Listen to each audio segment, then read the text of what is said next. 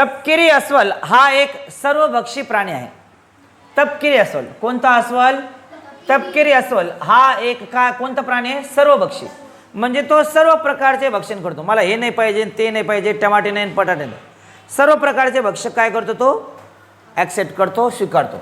याचा अर्थ असा की वनस्पती आणि प्राणी ते दोन्ही खातो. हा जो तपकिरी अस्वल आहे तो नुसतं प्राणी खातो, नुसतं वनस्पती खातो असं आहे का? नाही. गाय मांस खाते का? नाही. ती गाय फक्त शाकाहारी. ठीक आहे. व्हेरेज वाघ चारा खातो का? तो नाही खात. तो काय आहे? मांसाहारी. ठीक आहे. तर तपकिरी अस्वल हा असा प्राणी आहे की जो काय? सर्वभक्षी. सर्वभक्षी म्हणजे जो शाकाहारी पण आहे आणि मांसाहारी पण आहे. म्हणजे तो मांस पण खातो आणि वनस्पती पण खातो. सो प्राणी आणि वनस्पती दोन्ही खातो. अस्वल आपल्या निवास क्षेत्रामधील मुख्य आणि प्रबळ प्राणी असल्यामुळे ते मोठ्या प्राण्यांची देखील शिकार करू शकते. बघा, अस्वल हा आपल्या निवासाचा काय आहे? मुख्य आणि प्रबळ. प्रबळ म्हणजे सक्षम, मोठा. तो कोणाला हल्ला करू शकतो. त्याच्यामुळे तो मोठ्या प्राण्याची देखील शिकार करू शकतो. तरी पण बघा, तरी पण सर्वसामान्यपणे ते केवळ छोट्या प्राण्यांना खाते. मग ते जरी मोठ्या प्राण्यांचा ते शिकार करू शकतात पण सर्वसाधारणतः सर्वसामान्य ते कोणत्या प्राण्यांना खातात? ते छोट्या प्राण्यांना ते खातात. तपकिरी अस्वलाने कुठल्याही प्रकारचे अन्न भक्षण केले तरी त्या प्राण्याचे मोठाले पोट भरण्यासाठी अन्नाचे प्रमाण कसं लागतं? प्रचंड लागतं. कारण तो असतोच अस्वल एकदम मोठासा. ठीक आहे. तपकिरी अस्वल मी तुम्हाला दाखवतो थोड्या वेळात.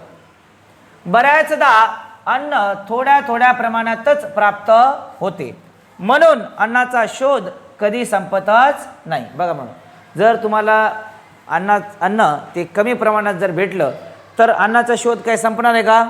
नाही. अन्नाचा शोध संपणारच नाही. कारण नेहमी त्याला जे अन्न भेटते ते काय होते? कमी कमी भेटत आहे. ठीक आहे. वसंत ऋतूमध्ये तपकिरी अस्वले गवत, पाने, मुळे, म्हणजे वनस्पतीची गवत, पाने आणि मुळे आणि काय खातात? शेवाळ खातात. मी तुम्हाला सांगितलं ना की तपकिरी अस्वल हा जो प्राणी आहे तो प्राण्यांना तर खातोच आहे. जे छोटे प्राणी असतात त्यांना तर तो मारून खातोच आहे, प्लस वनस्पती पण खातो. म्हणून आपण त्याला काय म्हटलंय? सर्वभक्षी म्हटलं त्याला. आपण काय म्हटलं त्याला? सर्वभक्षी. वसंत ऋतू म्हणजे ज्या ऋतूमध्ये काय पडतं म्हणून? पाऊस पडतो. ठीक आहे. तर अशा वसंत ऋतूमध्ये तपकिरी अस्वले गवत, पाने, मुळे, वनस्पती आणि शेवाळ खातात.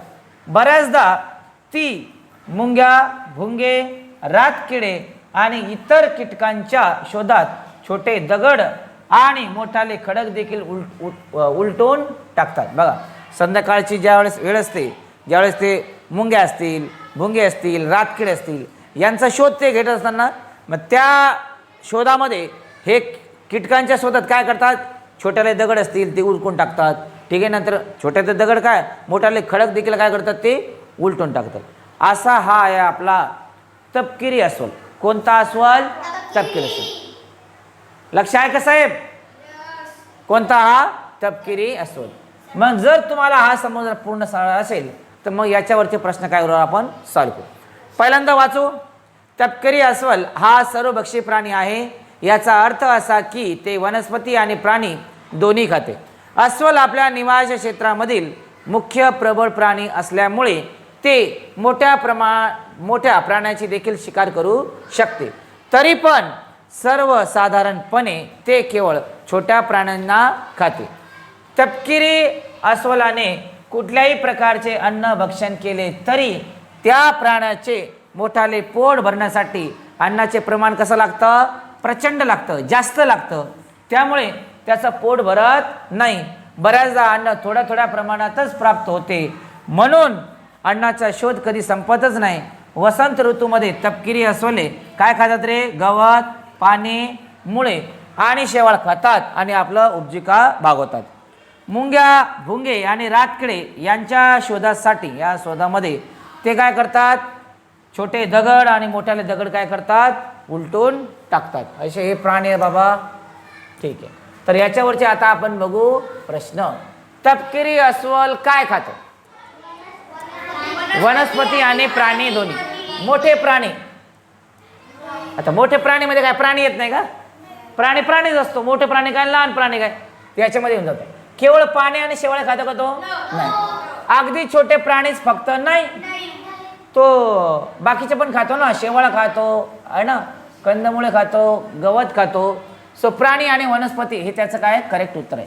ते मोठ्या प्राण्याची शिकार करू शकते. ते काय करू शकतात? मोठ्या प्राण्याचे पण करू शकते, कारण यस, त्याची जी वृत्ती असते ती कशी असते? प्रबळपणाची असते. त्याचा आकार प्रचंड असतो नाही, आकाराला काय घे नाही, ठीक आहे. मूर्ती लहान पण कीर्तिमान राहू शकते ना. ते सहज उपलब्ध असतात. कशाला सहज उपलब्ध असतात?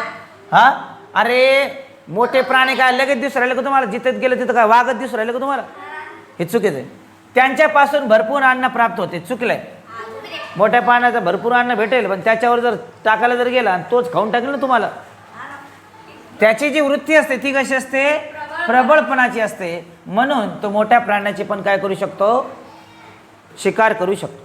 आता त्याला जर मोठ्या प्राण्याची जर शिकार करायचा तर त्याची पाहिजे ना वृत्ती तशी चांगली, तर तो शिकार करेल ना, आहे की नाही? हा, ससायला सांगितलं भाऊ शिकार करून आण, कसं काय आणेल तो? तपकिरी अस्वले टिंब ऋतूमध्ये बहुधा गवत, पाने आणि मुळे खातात. आता वर्ष ह्या सर्व ऋतूंचा उल्लेख तरी आलाय का त्या उत्तरामध्ये? तर उल्लेखच नाही आला तर उत्तर कसं काय येईल त्याचं?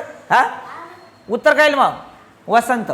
आणि हे आहे ना धडधडीत दिले बघा जरा व्यवस्थित. हा, ती खडकाच्या खालील टिंब खात नाही. वनस्पती, शेवाळ, भुंगे आणि किती.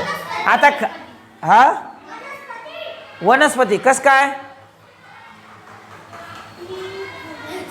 बघा, शेवाळ खाते हे दिले, भुंगे खाते हे दिले, कीटक हे खाते दिले, पण खडकाच्या खालील वनस्पती कोणती आले? हा, म्हणजे पण हे तर आहे ना, कीटक खातो तो, भुंगे खातो, शेवाळ खातो, पण याचा काही उल्लेख आले नाही.